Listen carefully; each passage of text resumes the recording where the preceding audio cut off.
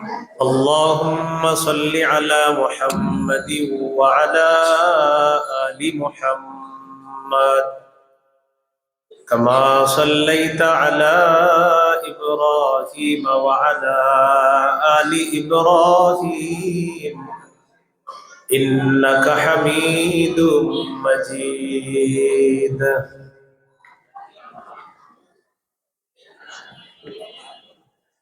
اللهم بارك على محمد وعلى آل محمد كما باركت على إبراهيم وعلى آل إبراهيم إنك حميد مجيد.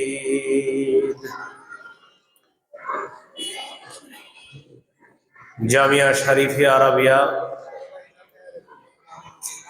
মাদ্রাসা কর্তৃক আয়োজিত পবিত্র কোরআন হেফজ সমাপনকারী ছাত্রদের পাগড়ি প্রদান এবং সহিহ বুখারীর অর্থাৎ হাদিসের সবচেয়ে বিশুদ্ধ গ্রন্থ বুখারীর সর্বশেষ হাদিসের উপর গুরুত্বপূর্ণ আলোচনা হবে এবং যারা দাওরা হাদিস সমাপন করেছেন তাদেরকে পাগড়ি প্রদান উপলক্ষে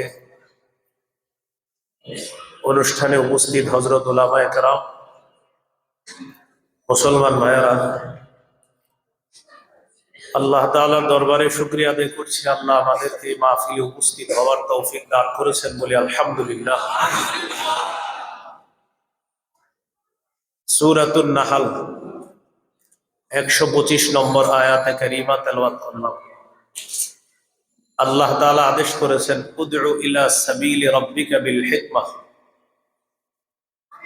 আপনি আপনার রবের পথে দাওয়াত দেন কৌশলে, ওয়াল মাউইযাতিল হাসানা, উত্তম ওয়াজের মাধ্যমে, ওয়াজাদিলহুম বিল্লাতী হিয়া আহসান, উত্তম পন্থায় বাতিলদের সাথে বিতর্ক করেন। ইন্না রাব্বাকা হুয়া আ'লামু বিমান দাল্লা আন সাবিলিহি ওয়া হুয়া আ'লামু বিল মুহতাদিন, আপনার রব অধিক অবগত ওই ব্যক্তির ব্যাপারে যে তার রবের পথ থেকে পথভ্রষ্ট হয়েছে, এবং তাদের ব্যাপারে অধিক অবগত যারা হেদায়েত প্রাপ্ত। দাওয়াত দেওয়ার হুকুম করেছেন আল্লাহ। দাওয়াতের আবিধানিক অর্থ ডাকা, আহ্বান করা। সূরা বনী ইসরাঈলের 52 নম্বর আয়াতে আছে, আল্লাহ তাআলা বলেন, ইয়াউমা ইয়াদউকুম, সেদিন তিনি তোমাদেরকে ডাকবেন, আহ্বান করবেন। সূরা বাকারার 186 নম্বর আয়াতে আছে, উজিবু দাওয়াতাদ দাঈ ইযা দাআন, আহ্বানকারী যখন আমাকে আহ্বান করে, আমাকে ডাকে, আমি সাথে সাথে তার ডাকে সাড়া দিই। সূরা আলী ইমরানের 104 নম্বর আয়াতে আছে, ওয়ালতাকুম মিনকুম উম্মাতুন ইয়াদউনা ইলাল খায়র, তোমাদের মধ্যে এমন একটি উম্মত হওয়া উচিত, দল হওয়া উচিত, থাকা উচিত, যারা কল্যাণের প্রতি ডাকবে, আহ্বান করবে। সূরা হামিম আস-সাজদা 33 নম্বর আয়াতে আছে, ওয়ামান আহসানু কাওলাম মিম্মান দাআ ইলাল্লাহ, ওই ব্যক্তির চেয়ে উত্তম কথা আর কার, যে আল্লাহর পথে আহ্বান করে, ডাকে। সূরা কসসের 87 নম্বর আয়াত, ওয়াদউ ইলা রাব্বিকা ওয়ালা তাকুনান্না মিনাল মুশরিকিন, আপনি আপনার রবের দিকে ডাকেন, মুশরিকদের অন্তর্ভুক্ত হবেন না। এই হলো দাওয়াতের আবিধানিক অর্থ, মানে ডাকা, আহ্বান করা। সহিহ বুখারীর বর্ণনা 4487 নম্বর হাদিস, রাসূলুল্লাহ সাল্লাল্লাহু আলাইহি সাল্লাম বলেন, ইউদআ নূহুন ইয়াউমাল কিয়ামা, নূহ আলাইহিস সালাতু ওয়াস সালামকে ডাকা হবে, ডাকা হবে কিয়ামতের ময়দানে। ডেকে বলা হবে, হাল বাল্লাগতা, আপনি কি প্রচার করেছেন? নূহ আলাইহিস সালাম বলবে, হ্যাঁ প্রচার করেছি। ফায়ুদআ কওমুহু, নূহ নবীর জাতিকে ডাকা হবে, তাদেরকে আল্লাহ তাআলা বলবেন, হাল বাল্লাগাকুম, তোমাদের কাছে কি নূহ নবী পৌঁছিয়েছে? তখন তারা বলবে মা আতানা বিন নাযীর আও ক্বালা মা আতানা বিন আহাদ, তারা বলবে আমাদের কাছে কোনো সতর্ককারী আসে নাই, কেউ আসে নাই। নূহ নবী বললেন আমি দাওয়াত দিয়েছি। তারা বলবে আমাদের কাছে কেউ আসে নাই। আল্লাহ তাআলা নূহ নবীকে বলবেন মান ইয়াশহাদু লাকা, আপনার সাক্ষী আছে, কে সাক্ষী দিবে? নূহ আলাইহিস সালাতু ওয়াস সালাম বলবেন মুহাম্মাদুন সাল্লাল্লাহু আলাইহি সাল্লাম ওয়া উম্মাতুহু, মুহাম্মদ সাল্লাল্লাহু আলাইহি সাল্লাম এবং তার উম্মত সাক্ষী দিবে। এই হাদিস থেকে জানলাম দাওয়াত মানে ডাকা, আহ্বান করা। দাওয়াতের পারিভাষিক অর্থ ইবনে তাইমিয়া রাহমাতুল্লাহি আলাইহি বলেন আদ-দাওয়াতু ইলাল্লাহ হিয়াল দাওয়াতু ইলাল ঈমানি বিহ, আল্লাহর দিকে দাওয়াত দেওয়া মানে আল্লাহর বিশ্বাসের দিকে দাওয়াত দেওয়া। শায়েখ খিজির রহমতুল্লাহি আলাইহি বলেন চার জিনিসের নাম, মৌলিকভাবে চার জিনিসের নাম দাওয়াত। হাসসুন নাসি আলাল খাইরি ওয়াল হুদা ওয়াল আমরি বিল মারুফ ওয়ান নাহyi আনিল মুনকার, মানুষকে কল্যাণের প্রতি উৎসাহিত করা, হেদায়েতের প্রতি উৎসাহিত করা, সৎ কাজের আদেশের প্রতি উৎসাহিত করা, অসৎ কাজের নিষেধের প্রতি উৎসাহিত করা, এটার নাম দাওয়াত। দাওয়াতের ধারাক্রম সূরা আ'রাফের 65 নম্বর আয়াতে আল্লাহ বলেন ওয়া ইলা আদিন আখাহুম হুদা ফাকালা ইয়া কওমি ইবুদুল্লাহ মা লাকুম মিন ইলাহিন গায়রু,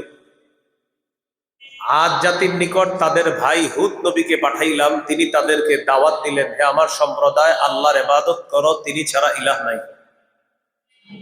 সূরা আ'রাফের 73 নম্বর আয়াত।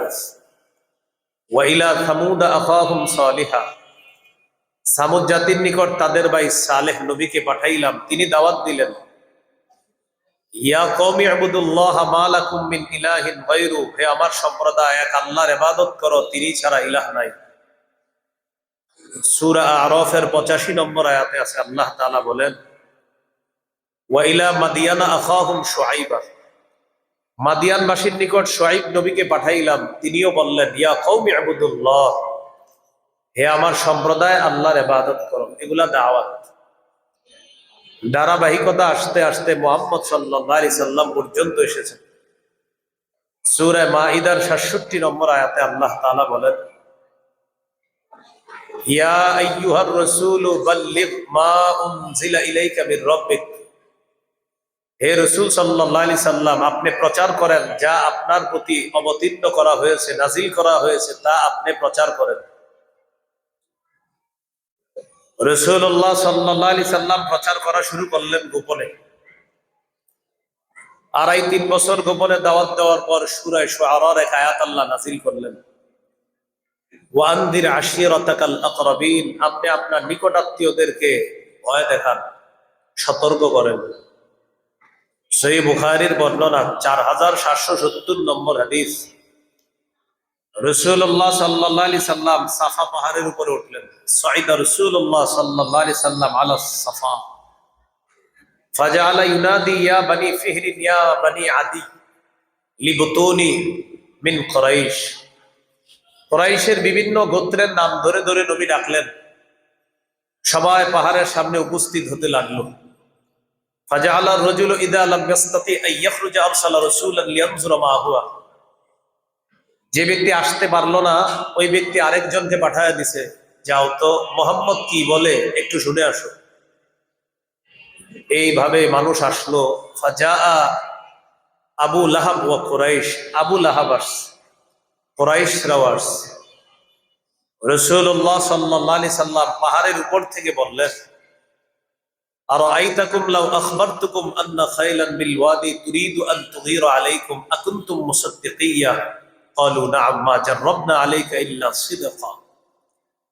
রাসূলুল্লাহ সাল্লাল্লাহু আলাইহি সাল্লাম বললেন আচ্ছা আমি যদি তোমাদেরকে বলি এই পাহাড়ের পিছনে একদল শত্রু সেনা অপেক্ষা করছে যারা তোমাদের উপর অতর্কিত হামলা চালাবে, তোমরা কি আমার কথা বিশ্বাস করবা? সবাই বলল অবশ্যই, আমরা অনেক যাচাই করেছি, জীবনে তোমাকে সত্য ছাড়া মিথ্যাবাদী হিসাবে কল্পনাও করি নাই, তুমি মিথ্যা বলতে পারো না, এটা হতেই পারে না, তুমি সবসময় সত্য কথাই বলো।